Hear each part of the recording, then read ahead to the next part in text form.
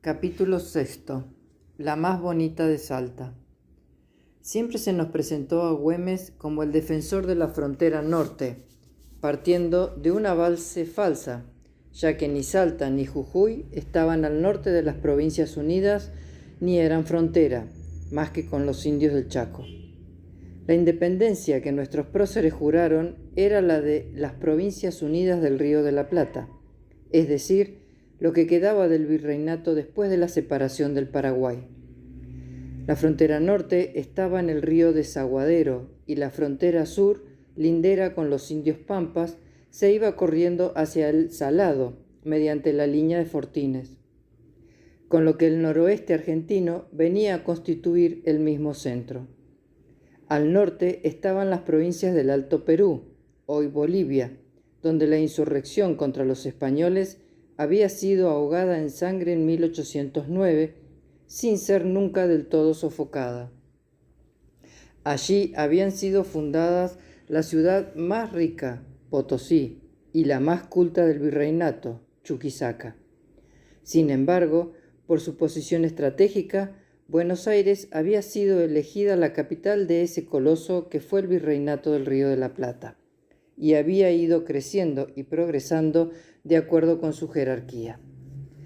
Las regiones que abarcaba este inmenso virreinato eran tan distintas por su geografía y por los pueblos indígenas que las habitaban antes de la conquista, que ha sido un milagro que dicho virreinato no se desmembrara aún más de lo que lo hizo.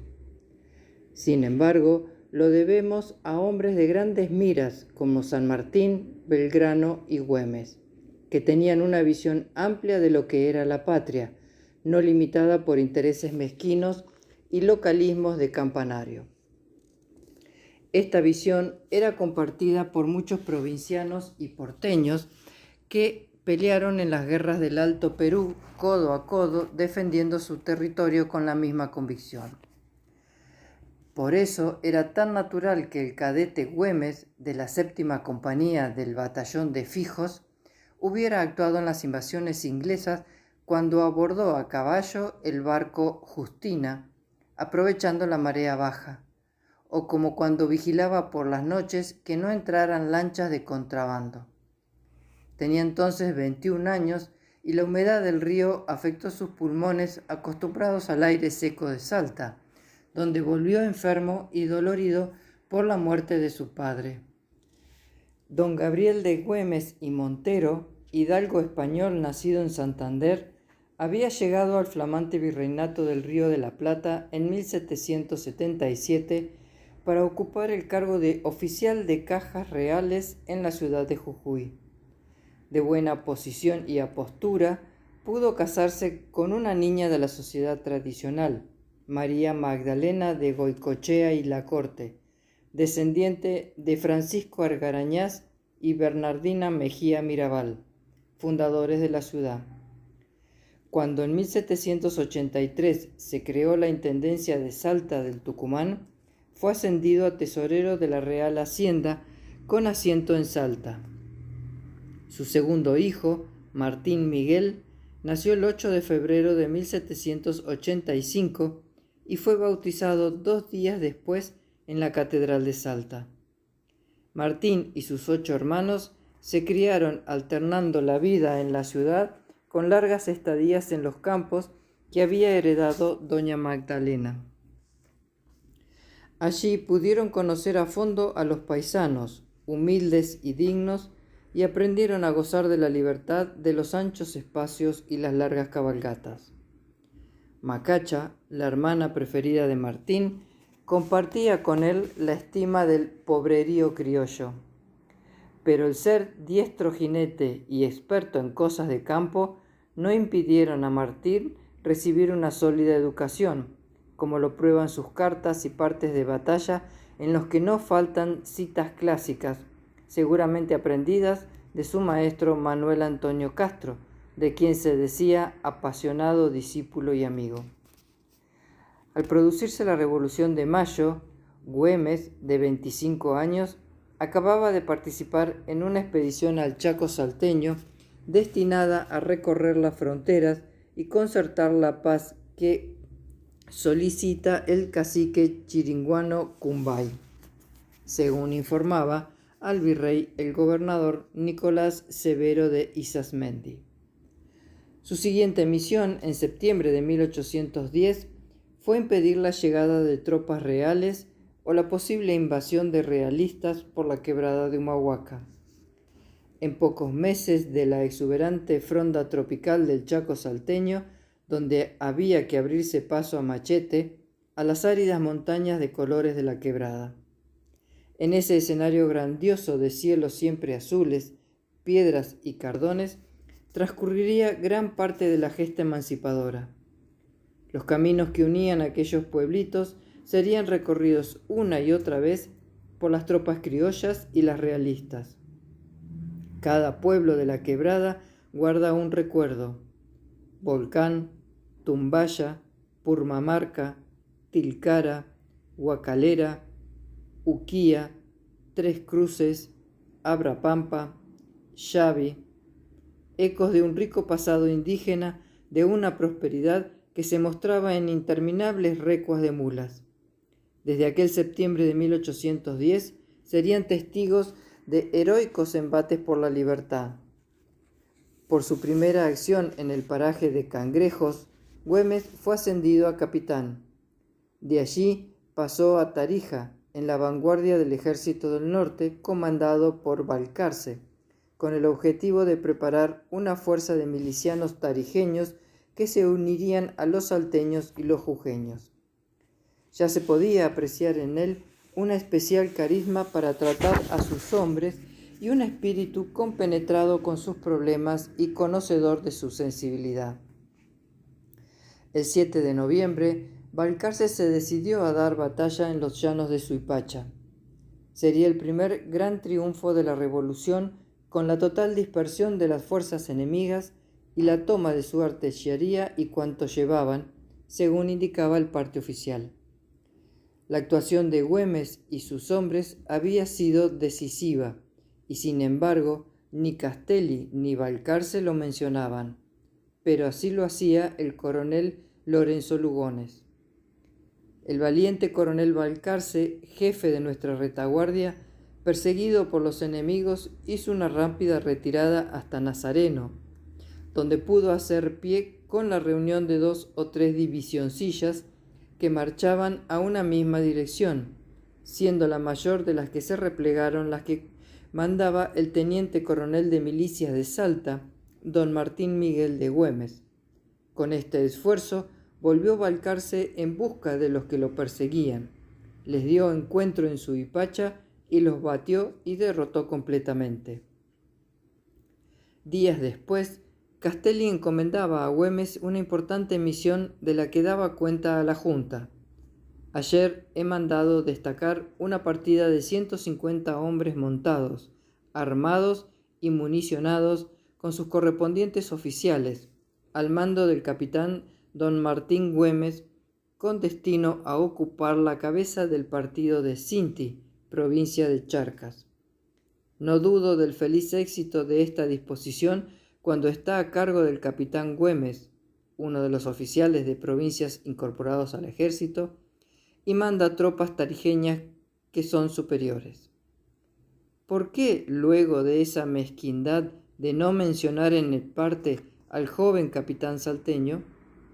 Supone el autor del Güemes documentado que esto se debe a la actitud crítica del joven, que no pudo ocultar su impaciencia ante la criminalísima demora, después del triunfo en Suipacha, lo que le dio lugar a Goyeneche a reforzarse su ejército con 7.000 combatientes, según él mismo afirmaba en 1815.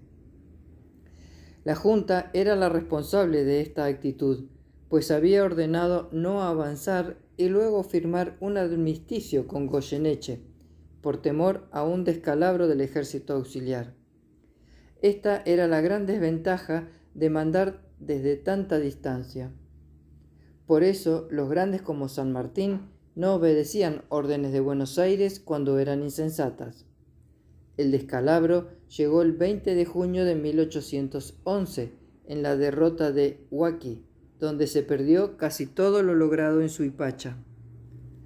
La guerra, que hasta entonces era ofensiva, se tornó defensiva. El general Belgrano pasó a hacerse cargo del Ejército Auxiliar del Norte, instalando en Jujuy su cuartel general. La quebrada de Humahuaca volvía a convertirse en el lugar clave para las comunicaciones con el Alto Perú. Desde Volcán, Güemes con sus milicias gauchas fue otra vez destacado para impedir el paso de las probables avanzadas realistas. Martín Güemes, por entonces de 27 años, tenía como todos sus aventuras galantes. Lo malo era que había elegido una mujer casada, y para peor, con un compañero militar, el teniente de dragones Sebastián Mella. Ella se llamaba Juana Iguanzo, y según la tradición, tenía el bello tipo criollo andaluz que caracterizaba a las mujeres salteñas. Pelo lacio y negro, ojos brillantes y oscuros, color blanco aceitunado y una gracia especial para hablar, moverse y reír. El romance venía de larga data, pues el marido había declarado que en tiempos del general Pueyrredón había puesto en él la queja y no sacó otra cosa que ser burlado y vejado, de cuyas resultas se había resuelto ya abandonarla. Esta figura poco atractiva de marido complaciente explica el apasionamiento de Juana por la opuesta figura del capitán Güemes, varonil y bien plantado, que cautivaba a todos con su elocuencia y su sonrisa, pero al mismo tiempo no temía a nadie y sabía decir las verdades a los poderosos. Era también enemigo de toda simulación y, confundiendo hipocresía con prudencia, no ocultó a nadie esos amores adúlteros. La sociedad perdonaba esas relaciones cuando no eran explícitas. El propio Belgrano las tenía. Pero en este caso, en la inconsistencia de su juventud, los amantes no hicieron ningún recato por sus amores. Algunos enemigos de Güemes aprovecharon la ocasión para llenarle la cabeza al honesto general Belgrano, quien, pensando cortar de raíz el mal, lo envió a Santiago del Estero. Pero el remedio fue peor que la enfermedad, pues, como dice César Perdiguero, seguidora era la moza, y allí fue ella a instalarse con su marido y en la misma casa del capitán castigado. Habiéndome informado el alcalde de la ciudad de Santiago, don Germán Lugones, de la escandalosa conducta del teniente coronel graduado don Martín Güemes con doña Juana Iguanzo, esposa de don Sebastián Mella, teniente de dragones en el ejército de mi mando, por vivir ambos en aquella ciudad aposentados en una sola mansión, y habiendo adquirido noticias de que este oficial ha escandalizado públicamente mucho antes de ahora con esta mujer en la ciudad de Jujuy, llamé a su esposo Mella y le reconvine por qué estaba separado de ella, a lo que me contestó haciéndome presente la amistad ilícita que ella tenía con el expresado Güemes, quien le había amenazado repetidas veces que le había de quitar la vida por haber intentado poner remedio a ese exceso. He tomado la resolución de mandarle a Güemes que dentro de 24 horas de recibida mi orden se ponga en camino para esa ciudad. Espero que vuestra excelencia se dignará aprobar estas medidas, en el que solo he tenido por objeto la conservación del orden, el respeto a la religión y el crédito de nuestra causa, que ha padecido sobremanera por la tolerancia de algunos jefes y magistrados en la conmiseración de esta clase de delitos. Dios guarde a vuestra excelencia muchos años. Tucumán, 10 de noviembre de 1812. Manuel Belgrano, al excelentísimo superior gobierno de las Provincias Unidas del Río de la Plata. Así fue como Martín Güemes, héroe máximo del noroeste argentino, no pudo demostrar su valor y su patriotismo en las fundamentales batallas de Tucumán y Salta. En su viaje a Buenos Aires, conduciendo 8 prisioneros, tuvo tiempo de reflexionar sobre la jerarquía de sus acciones, madurar y obrar en consecuencia. Después de la derrota de Ayohuma, Belgrano desde Humahuaca pidió ayuda a los pueblos de Jujuy y Salta. Tras de ellos avanzaba el ejército realista al mando de Pezuela. Don Pedro José Saravia organizó la resistencia desde Huachipas. Hacia allí se dirigieron todos los hombres aptos para la lucha. Mientras tanto, el gobierno de Buenos Aires designó al coronel San Martín para reemplazar a Belgrano y reorganizar el ejército que estaba desmoralizado y sufriendo continuas deserciones.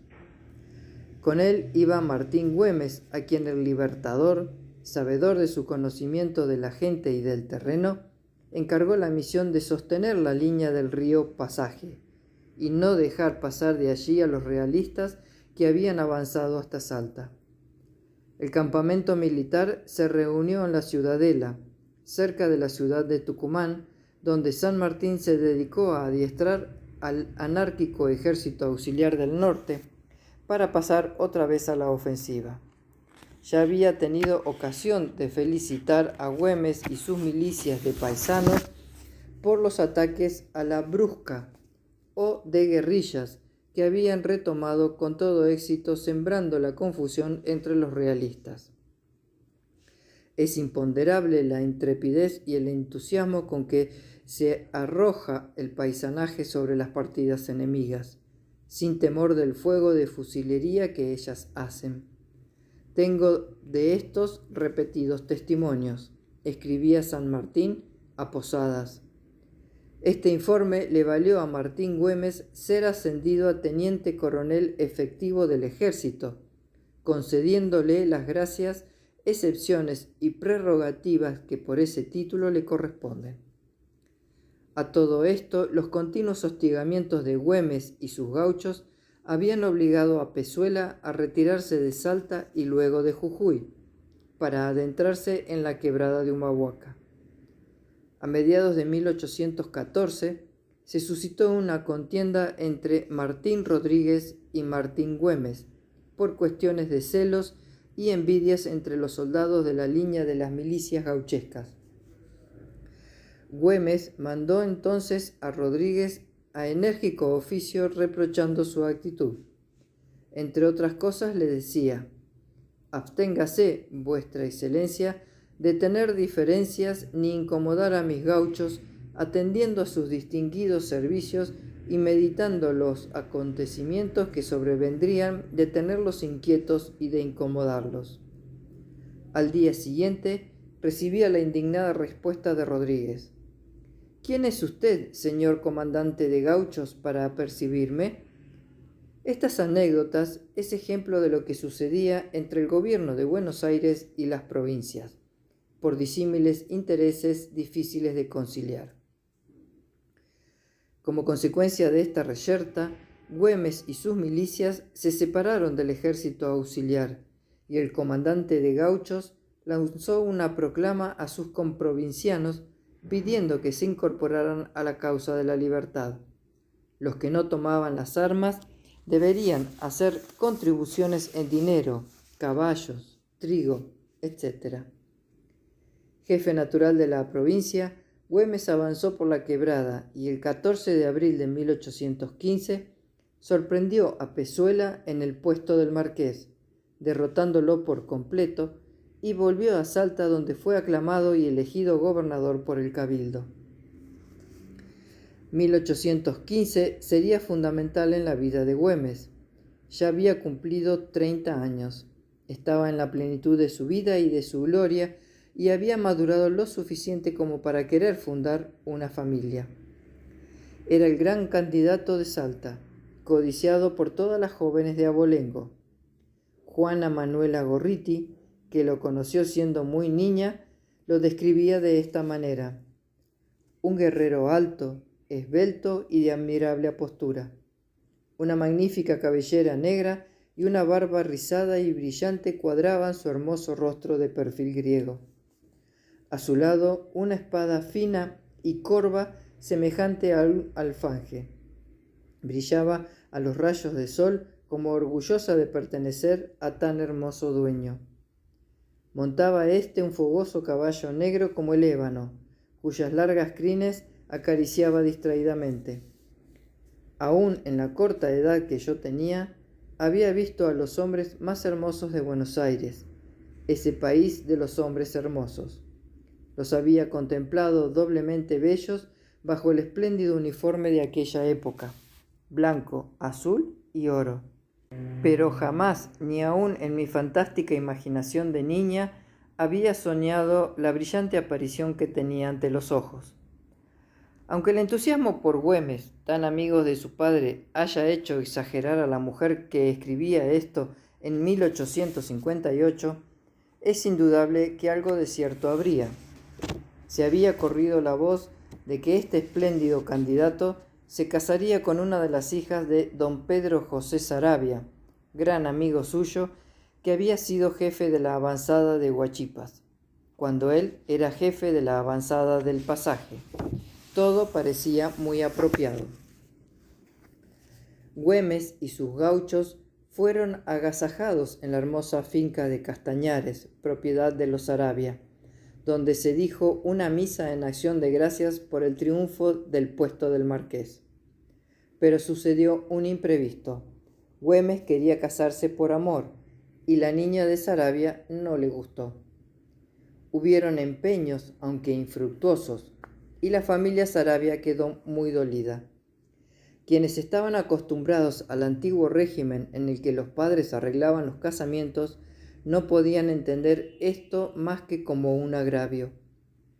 Para las nuevas mentalidades románticas y literarias que preconizaban los casamientos por amor, la actitud de Martín Güemes fue vista con comprensión y simpatía. Machaca Güemes, que conocía bien a su hermano, se le arregló para presentarle en un baile a Carmen Puch, la niña más linda de Salta, aquella a quien el general Rondó había llamado la Divina Carmen. Era una deliciosa joven de 18 años, más bien menuda, de ojos azul oscuro y abundante cabellera rubia y enrulada como un ángel de Botticelli. Según Fernando Frías, era la mujer más bella de su tiempo y tenía una bondad tan elevada como su hermosura. Un amigo de Güemes, José Andrés Pacheco de Melo, al enterarse de su casamiento, lo felicitó con estas palabras: «Te doy la enhorabuena por la elección tan acertada que has hecho, tanto por la hermosura de esta señorita, cuanto por las virtudes que la adornan». También la entusiasta Juana Manuela Gorriti pondera la belleza de Carmen Puch, con sus grandes ojos de un azul profundo, sus pestañas negras, sus dorados rizos que ondulaban voluptuosamente en torno de su blanco cuello, mientras ella hablaba alegre y festiva. Güemes quedó flechado. Ella, que ya lo admiraba, se enamoró perdidamente de este hombre que tenía todas las cualidades de un príncipe de cuento de hadas. Era valiente, noble, muy buen mozo, gran jinete y gobernador de Salta. Tenía además una corte fiel de gauchos que morirían por él. El problema era que tendría que compartirlo con ellos y con la patria. Pero Carmen estaba dispuesta a todo y se casaron el 10 de julio de 1815, a los 2 meses de haberse conocido. Los tiempos de la patria eran muy exigentes y al marchar para el combate no se podía estar seguro de volver. La mujer de un soldado de la Independencia debía tener el temple necesario para ser de madre y padre a la vez, cuando su marido estuviera ausente. Debería ocuparse de los negocios, de la administración y economía del hogar, y, por sobre todo, alentar a su marido y tragarse la angustia de las separaciones, la incertidumbre de la soledad. No es difícil imaginar lo que debían sentir estas jóvenes, criadas austeramente pero sin ninguna preocupación, habituadas a la vida muelle anterior a la Revolución de Mayo, al verse separadas de aquel que era y sería su único hombre. Aparecían estos semidioses en los bailes, teatros, tertulias o a la salida de la iglesia, semejante a príncipes en sus uniformes de gala, haciendo alarde de valor y derrochando simpatía y seguridad. Ellas se enamoraban perdidamente, se casaban, venían los hijos. Ellos se iban a la guerra en interminables viajes por tierras lejanas. Ellas cerraban la puerta y se quedaban solas. Rezaban por el ausente y trataban de reemplazarlo en todo lo que pudieran. Eran tiempos difíciles, no solo para los que peleaban, sino también para aquellas que continuaban la vida en medio del dolor de la ausencia, pendiente de las cartas que llegaban de tarde en tarde, careciendo de un afecto imposible de suplir, sintiendo la quemazón de los celos cuando mencionaban demasiado a alguna niña del lugar en donde estaban, por guerra o por exilio, y teniendo que resolver solas los problemas cotidianos. Ellas, ayudados por sus criadas negras o criollas, eran quienes educaban a los hijos en esos años trascendentales de la primera infancia y trataban de inculcar los valores cristianos que habían recibido de sus mayores. Un buen día, ellos volvían, con el prestigio de una batalla ganada o una misión cumplida, y ellas retomaban la adoración del héroe, no sabiendo si alegrarse demasiado para sufrir menos en el momento en que, inexorablemente, deberían despedirse otra vez. Salvo excepciones, todas estaban al tanto de las maniobras políticas y compartían los ideales de su marido. La fe religiosa y estos ideales las ayudaban a vivir y las sostenían en los momentos de aflicción. 4 días después de la boda, Güemes comunicaba al director supremo la novedad. Excelentísimo señor, consultando la tranquilidad de mi espíritu, el mejor servicio de Dios y de la patria, he contraído matrimonio el día 10 del corriente con doña María del Carmen Puch, hija legítima y de legítimo matrimonio del teniente coronel graduado don Domingo Puch y de doña Dorotea de la Vega Velarde, de las principales y más antiguas familias de este pueblo. Sus virtudes morales, su acrisolada conducta y su decidido amor al sistema de América y demás bellas cualidades que la adornan son bien notorias en cuantos la han tratado. Tengo el honor de comunicarlo a vuestra excelencia para su superior inteligencia y fines conducentes, ofreciendo como ofrezco su sinceridad, afecto y respetos. Dios guarde a vuestra excelencia muchos años. Salta, julio 14 de 1815. Todo militar tenía la obligación de pedir permiso para casarse y en ocasiones, si la dama no era bien vista, trataban por todas maneras de impedirlo, trasladando al novio o aconsejándole que desistiera. Se suponía que un mal casamiento deshonraba al ejército entero. Se han conservado apenas un par de cartas entre marido y mujer, posiblemente porque, a pesar del continuo movimiento de sus milicias, Güemes no estaba demasiado tiempo fuera de su hogar. Carmen no quería dejarlo ni para irse a veranear a casa de su padre, como lo prueban varias cartas de Güemes a su suegro, donde le transmite las negativas de su mujer a marcharse. Su salida a encontrar a mi Carmencita no tendría el efecto que usted desea, pero así que lleguen los caballos, haré que marche a pesar de su insubordinación en esta parte. Pero no logra convencerla, pues en la siguiente carta dice: mi Carmen, no he podido conseguir despacharla, pero pronto lo verificaré. Carmen se niega a separarse de su marido y un mes después Güemes confiesa: Carmencita no quiere moverse de la chacarita, bien que no hay motivo para otra cosa. Está buena y robusta. Poco después de su casamiento, Güemes había creado con sus hombres la división de infernales de gauchos de línea. Así lo hizo saber a las autoridades de Buenos Aires. No dudando del beneplácito de vuestra excelencia, he organizado una división de caballería. Solo falta la aprobación de vuestra excelencia para la consolidación de este cuerpo compuesto de voluntarios patriotas, cuyo objeto es el de asegurar la independencia de nuestras provincias unidas, defender la dignidad de su gobierno y los sagrados derechos de la patria. Pero Balcarce le hace saber que el gobierno de Buenos Aires no encuentra motivo para crear en Salta un cuerpo de línea que allí no hace falta, que si consistiera en esto, arruinaría nuestros escasos fondos por el aumento de oficiales.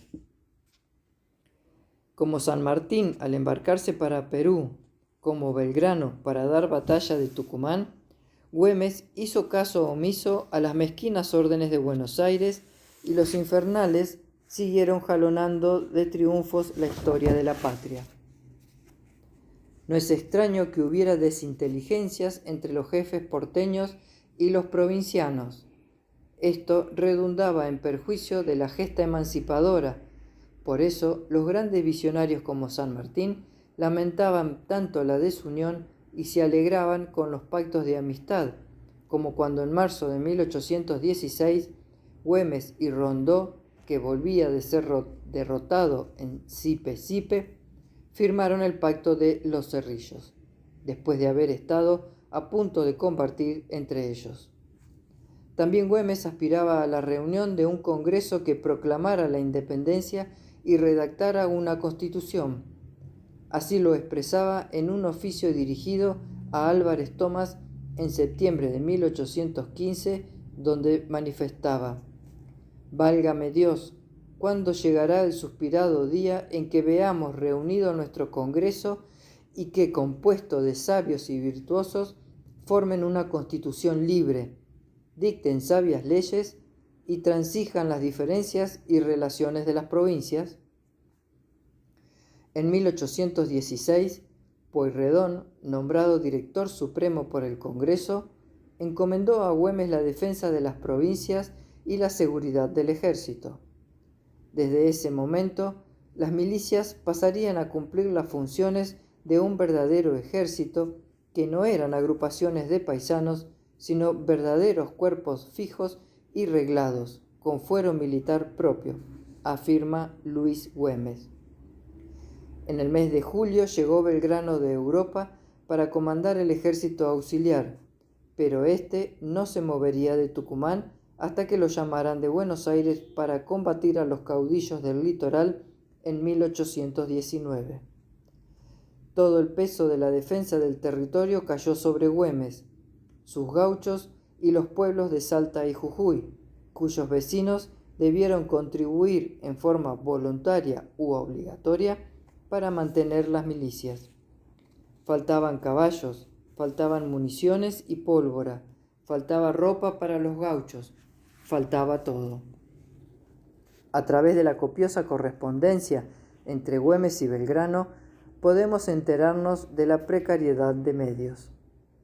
En el Alto Perú las cosas andaban muy mal.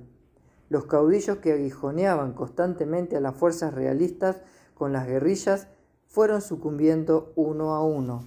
Faltaba lo peor, la invasión del mariscal José de la Serna. Este mariscal había prometido a Pezuela que, para mayo del año siguiente, podría llegar a Buenos Aires con sus tropas. Dejó a Olañeta en Jujuy con 600 hombres y se dirigió a Salta con el ejército de 5.000 con los que pensaba llegar a la capital.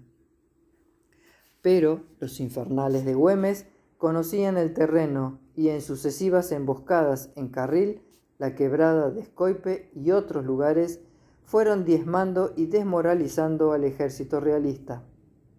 Mientras esto sucedía en Salta, San Martín y su ejército cruzaban los Andes y triunfaban en Chacabuco. La Serna debió iniciar la retirada a principios de mayo, cuando había calculado llegar a Buenos Aires. Los gauchos los fueron persiguiendo hasta que, al llegar a Tilcara, se quedaron sin caballos. El ejército invasor estaba aún peor. Llegó a Tupiza a pie. Se habían tenido que comer casi todos los caballos. La historiografía no ha reconocido suficientemente la importancia de estos hechos, como tampoco el papel que desempeñó Güemes y el plan y desarrollo, frustrado por su muerte, de la acción ofensivo-defensivo llevada a cabo no solo en el noroeste, sino en el Alto Perú. En junio del 17, Belgrano y Güemes habían tenido una importante entrevista en el Pasaje. Los dos compatriotas se encontraron y Belgrano conoció la bella esposa de Güemes. A partir de entonces, preguntaba por ella en sus cartas, queriendo saber especialmente si ya había sido madre.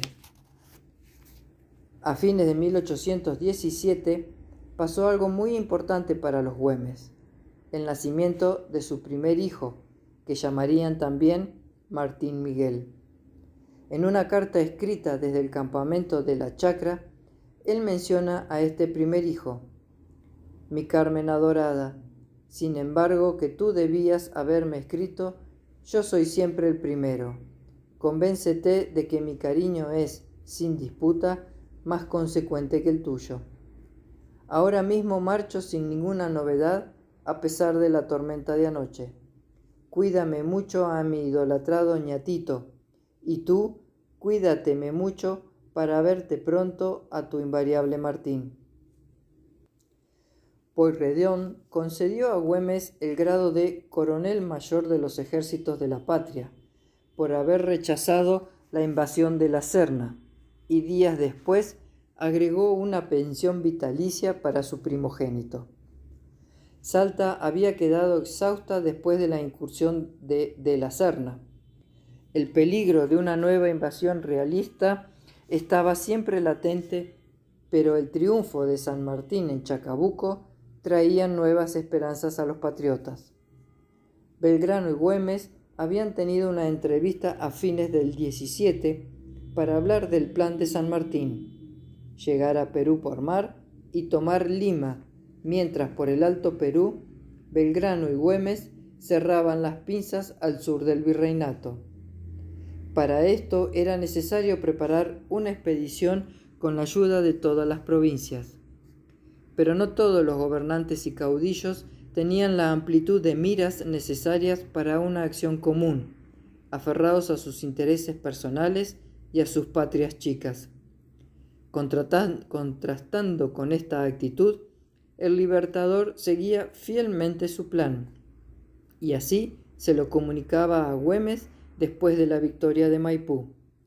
Lamentablemente, el movimiento de pinzas planeado no pudo realizarse. En 1819, el ejército auxiliar de Belgrano fue llamado a Buenos Aires para reprimir a los caudillos del litoral, y en 1821 la muerte de Güemes terminó con las esperanzas de liberar las provincias altoperuanas. Esta gloria correspondería a otros libertadores que bajaban del norte, Bolívar y Sucre. Por esta razón, la Argentina perdió ese rico y tradicional territorio que tomó el nombre de Bolivia. Sin presentir el infausto futuro, Carmen y Martín celebraron en 1819 el nacimiento de Luis, su segundo hijo.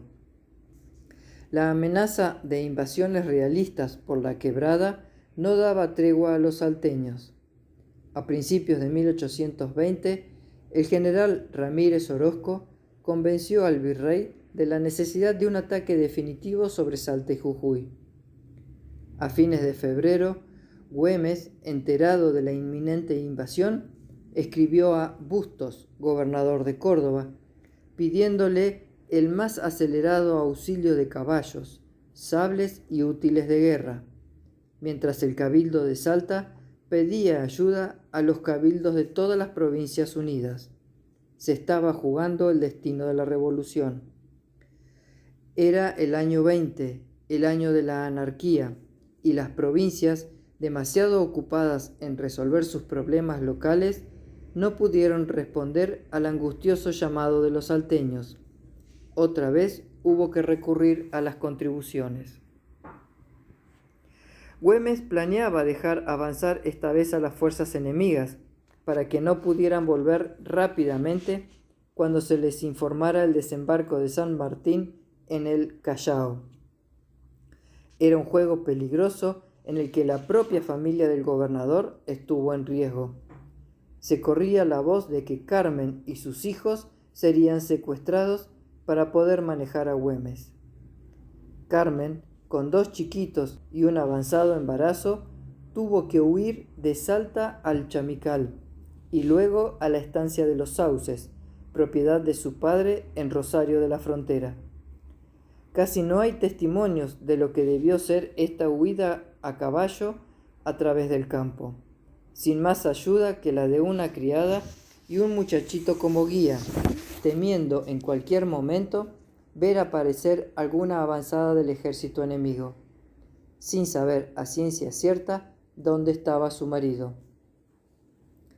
La Carmen escapó, a Dios misericordia, caminando hasta los Sauces, y lo mismo Francisquito, pues fueron perseguidos por 2000 hombres, dice un fragmento de carta citada por Luis Güemes. Mamá Gabriela, la criada que los acompañaba, contaba años después a la familia.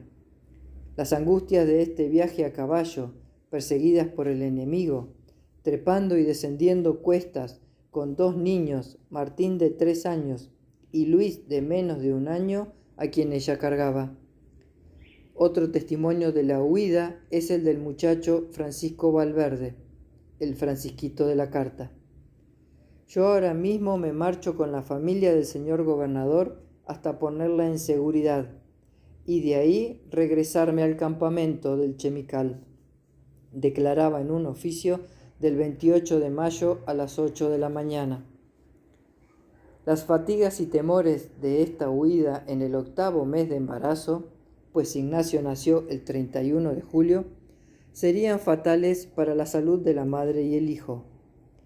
En medio de los cruentos combates que se libraron en el Chamical del 2 al 8 de junio, Güemes, preocupado por su esposa, le escribió que se alejara aún más hacia la Candelaria.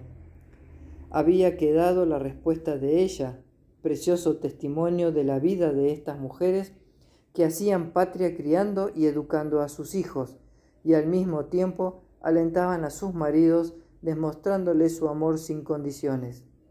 Está escrita en Los Sauces el 9 de junio del año 20, y dice así: Mi idolatrado compañero de mi corazón, acabo de recibir tu apreciable en la que me dices que me vaya a la Candelaria. No lo hago con brevedad por esperar alguna noticia de que se mueva el enemigo por 2 bomberos, o sea, espías, que tengo, uno en el camino del Río Blanco y el otro en el Carril. Ahora mismo he mandado a don Juan Rodríguez hasta donde está Gorriti, a que le diga en el momento en que haya algún movimiento me haga un chasqui. El principal motivo de no irme es estar mi Luis mío enfermo con la garganta llena de fuegos y con unas calenturas que vuela. Hoy me he pasado todo el día llorando de verlo tan malito. Ahora se ha mejorado mucho con una toma de magnesia que lo ha hecho vomitar y evacuar mucho, aunque ha quedado muy caidito, pero se le ha minorado la calentura. No creas que estas sean disculpas por no irme. Pregúntale a mi tío cómo está mi Luis. No tengas cuidado por mí, estoy con seguridad. Mi vida, mi cielo, mi amor, por Dios, cuídate mucho y no vayas a estar descuidado. Mi rico, ¿cuándo será el día que tenga el gusto de verte y estrecharte entre mis brazos y darte 1.000.000 de besos en tu boca? Recibe 1.000.000 de besos de tu rico Martín, que cada día está más lleno de gracias y picardías, y de tu Luis 1000 cariños. y el corazón más fino de tu afligida compañera, que con ansias desea verte. Tu Carmen.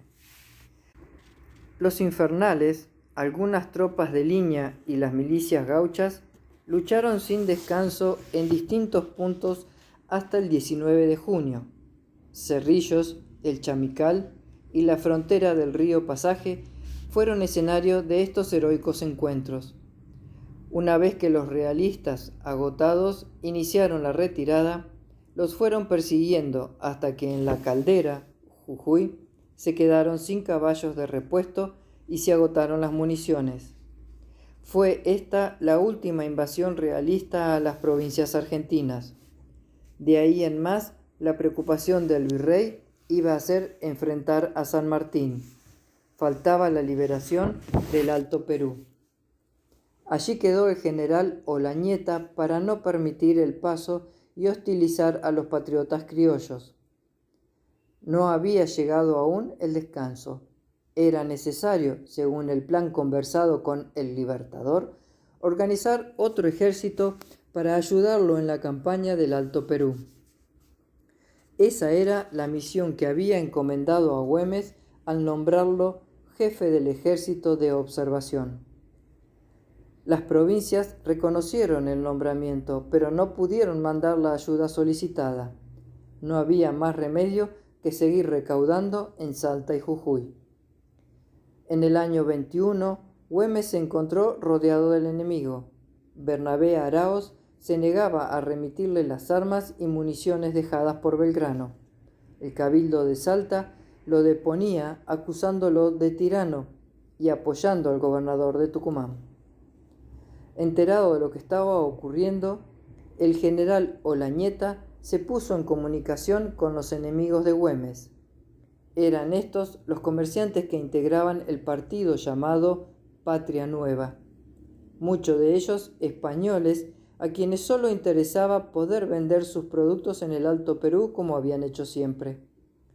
Güemes había prohibido comerciar con el enemigo, y muchos pensaban que no había recuperación posible de la provincia si se cercenaba ese derecho, ya que Salta, como es sabida, desde el siglo XVIII debía su creciente prosperidad al comercio entre el Río de la Plata y el Alto Perú. Sus fértiles valles eran ideales para la cría de mulas, único medio posible de movimiento para esas ásperas quebradas. Pero si la economía era muy importante, la libertad era lo primero. Así pensaban los partidarios de Güemes, que, por oposición, adoptaron para su partido el nombre de Patria Vieja. De esa época son las últimas cartas de Güemes y su familia que revelan la ansiedad de Carmen por la suerte de su marido. La primera fue escrita desde Los Sauces por Domingo Puch a su hija, que estaba en Salta, para tranquilizarla y enterarla de las novedades. Amantísima hija y todo mi amor, llegué aquí el martes sin novedad y al otro día llegó mi hijo Martín, Güemes. Lo mismo sin novedad. Ha tenido que trabajar mucho y con su trabajo ha conseguido montar toda la caballería a su satisfacción. Ayer fue al campamento con Manuel Puch, toda la artillería y todas las tropas. Si tienes que emigrar, venite en tu coche hasta Huachipas, pues no pueden andar ruedas por Cobos de ninguna manera. Y si acaso tienes que emigrar, saldrá Manuel a encontrarte con animales y gente. No tengas cuidado de Martín, pues acabo de tener carta de él y le mando unos caballos. Carmen, a su vez, escribe a su padre el 29 de marzo preocupada por la falta de noticias. Su inquietud parece presentir algo malo. Me hallo muy cuidadosa por no saber nada de usted, ni de Martín, ni de Manuel. Hágalo a Manuel que me escriba 4 letras para sosegar. Que no sea sonso, que no se exponga, y avísenos algunas noticias que aquí nada sabemos. 1000 besos de sus nietos que se acuerdan mucho de usted. reciba el corazón afligido de su humilde hija que le pide su bendición. Inmerso en todos estos problemas, Güemes tiene apenas tiempo para mandar unas líneas a su mujer. Será su última carta. Mi idolatrada Carmen mía, es tanto lo que tengo que hacer que no puedo escribirte como quisiera, pero no tengas cuidado de nada. Pronto concluiremos esto y te daré a ti y a mis hijitos 1000 besos. Tu invariable Martín. El 31 de mayo, Güemes, de vuelta en Salta, recuperaba el poder después de arengar a las tropas pagadas por el Partido del Comercio, que se habían pasado a su lado. Pero había cometido el error de subestimar la capacidad de odio de sus enemigos. Uno de ellos, el comerciante cordobés Mariano Benítez, tomó el camino del despoblado para ponerse en contacto con Olañeta y guiar a la partida encargada de asesinar a Martín Güemes. La romántica Juana Manuela Gorriti afirmaba que fue en casa de su padre, en Los Horcones, la última vez que Carmen y Martín estuvieron juntos antes de su muerte. Güemes estaba preocupado por los rumores de traición que le habían llegado. Su bella esposa vino luego a distraerlo de su meditación. Acercósele risueña, enlazó con sus 2 brazos el brazo de su esposo y alzando hacia él sus hermosos ojos, mi valiente caballero le dijo: «Tienes que cumplir un voto que hice ayer por ti. He ofrecido a la Virgen que oirás a mi lado una misa en honor suyo». Respondiéndole él con un beso, y ambos se encaminaron al gran templo jesuítico donde el sacerdote esperaba. Jamás vi orar con tanto fervor como a aquella hermosa mujer que de vez en cuando se volvía hacia su esposo, posando en él una mirada inefable de amor. La partida realista llegó por el camino del Descampado al mando del español Vélez. En la noche del 7 de junio, los efectivos rodearon la manzana donde estaban situadas las sedes de gobierno y la casa de Macacha. Según la Gorriti, él había acudido a visitarla por un mensaje falso. Machaca relató luego lo ocurrido. Acaba de salir un ayudante del gobernador cuando se oyeron unos disparos. Enseguida éste se dio cuenta de lo que estaba pasando. «Por la puerta falsa», gritó Machaca, pero Güemes no podía abandonar a su escolta. Abalanzándose sobre su caballo, salió a la calle y la escolta lo siguió. De todas las esquinas salieron descargas cerradas. Una de las balas dio a Güemes en la cadera. Sin caer del caballo, se dirigió hacia el sur por las faldas de San Bernardo. En la cruz, Güemes poseía una estancia, pero sus paisanos, temiendo que lo siguieran hasta allí, pasaron de largo y se internaron en el fondo de la Quebrada del Indio, el sitio más selvático de la región, conocido como Cañada de la Horqueta. Allí lo esperaba una larga pero lúcida agonía. Sus gauchos llevaron al doctor Antonio Castellanos para que lo asistiera, pero ya no había nada que hacer. La bala había provocado una gangrena en el intestino, imposible de curar. Se llegaron hasta el lugar 2 enviados de Olañeta, ofreciéndole garantías, honores, empleos y cuanto quisiere, siempre que él y sus tropas rindieran las armas al rey de España. Güemes, levantando la voz, pero sereno, se dirigió a su segundo en el ejército. «Coronel Vitt, tome usted el mando de las tropas y marche inmediatamente a poner sitio a la ciudad, y no me descanse hasta no arrojar fuera de la patria al enemigo». Juana Manuela Gorriti, cuyo padre había asistido a la agonía y muerte de Güemes, cuenta que el 17 de junio, día de su muerte, le recomendó que velara por sus hijos, por sus soldados y por su Carmen. Y añadió: Ella vendrá conmigo y morirá de mi muerte, como ha vivido de mi vida. Qué bien la conocía. Esa joven mujer de 25 años había puesto en él lo mejor de su vida. Su hijito menor, Ignacio, murió al poco tiempo. Ella, enferma y abatida, fue a refugiarse con los otros dos a casa de su padre, en Los Sauces. Una carta de doña Juana Torino, escrita en Salta el 28 de noviembre de 1821, lo testifica. La Carmen está en la isla, donde ha salido a curarse. Se va para Los Sauces, porque no siente alivio alguno y dice que quiere ir a morir al lado de su padre. El médico le da corto plazo. La patética relación que hace Juana Manuela Gorriti de la agonía y muerte de Carmen en su lenguaje de anacrónico romanticismo muestra a una persona en un estado de profunda depresión.